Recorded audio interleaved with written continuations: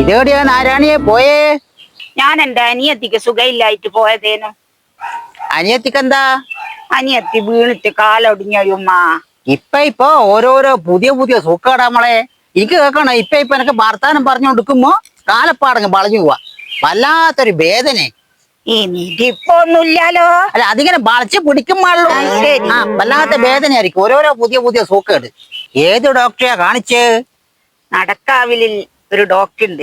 എല്ലാം അരച്ച് കൊണ്ട കൊടുത്താൽ ഈ കൂട്ടി യോജിപ്പിക്കും.